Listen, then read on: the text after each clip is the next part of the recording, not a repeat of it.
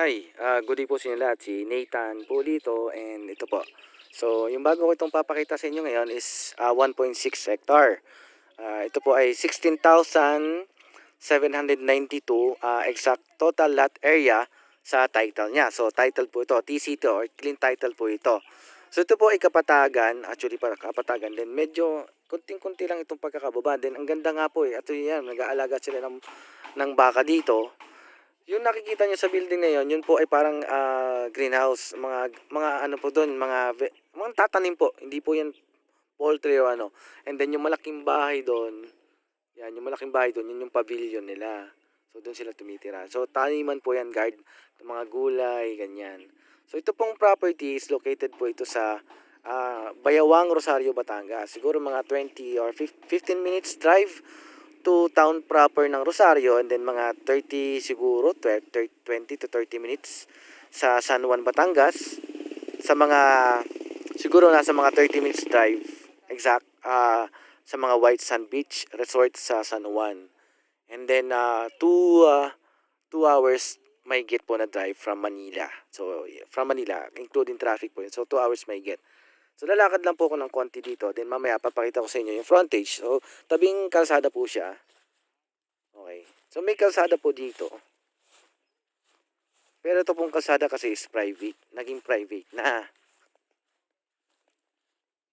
Ito, ayan. Ang ganda nga po ng frontage dito actually. Maganda yung frontage niya.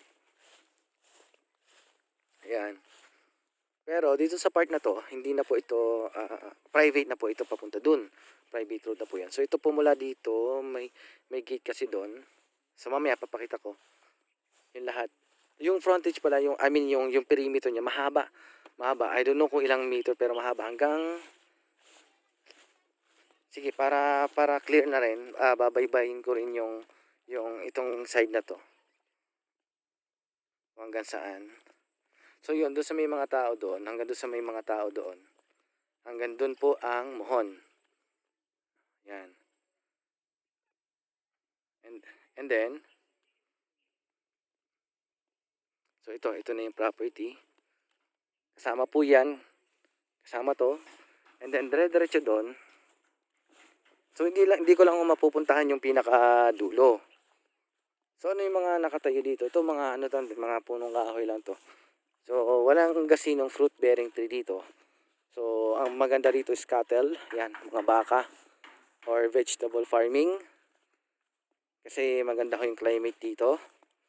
Then maganda ho yung paligid.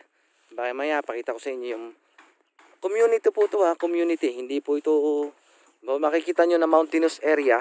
Pero community po to, hindi po to liblib na liblib. So payapang barangay po ito. Ito po ay Barangay Bayawang, Rosario, Batangas. Yan. So may baka. So yung yung likod kasi niya dyan, may creek doon. So yun ang yung dulo doon sa may mga kawayan na yan. May mga kawayan na yan. Yun ang yung dulo nun. Ayan. So nawala pa ako sa kalahati. Okay. Pabalik tayo kasi may sungay isang baka.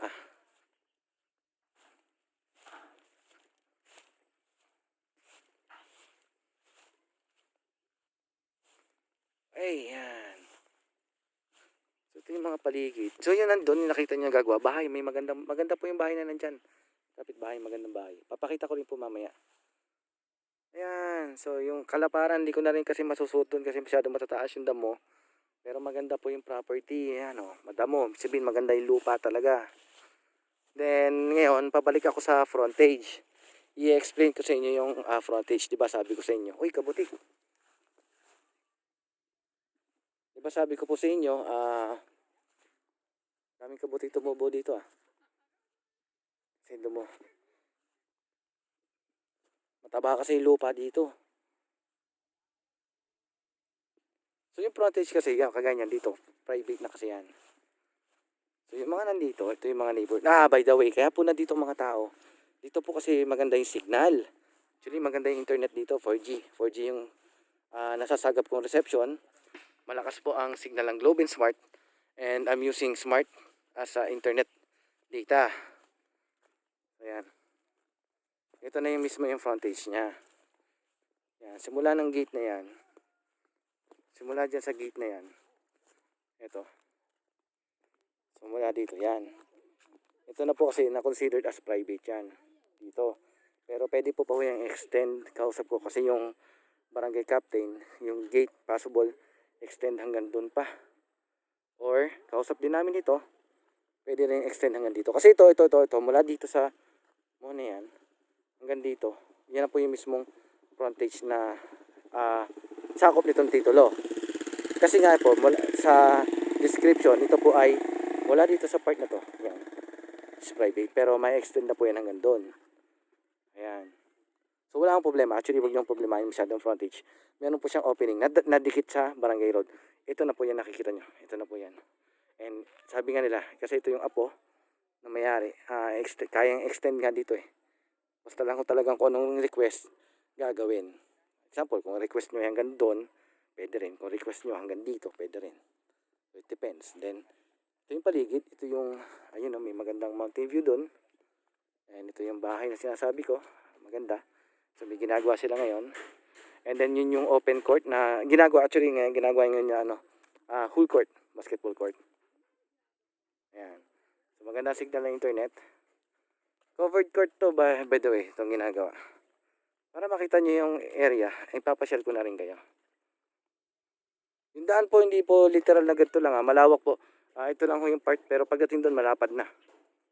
Kasi ito yung old Barangay Road. Ito yung old. And after nito, yun yung malawak na. So yan, yun yung covered court. Okay? So sige, pakita pa natin ng konti. And then yung karatig, ito yung karatig. Ganda oh. Pag natayungan ng bahay dito, overlooking kasi yan eh. Ayan, so may view ng bundok dito. Dati dito kasi ginagawa pa lang. Ayan, so babalik ko tayo doon sa ating pinanggalingan. Ipopost ko lang yung video. Okay, so yan.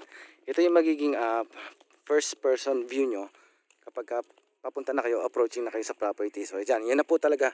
Mula dito sa park na itong tinuturo ko may bakod na to. Yan na yung, ito yung dulo nitong kapila.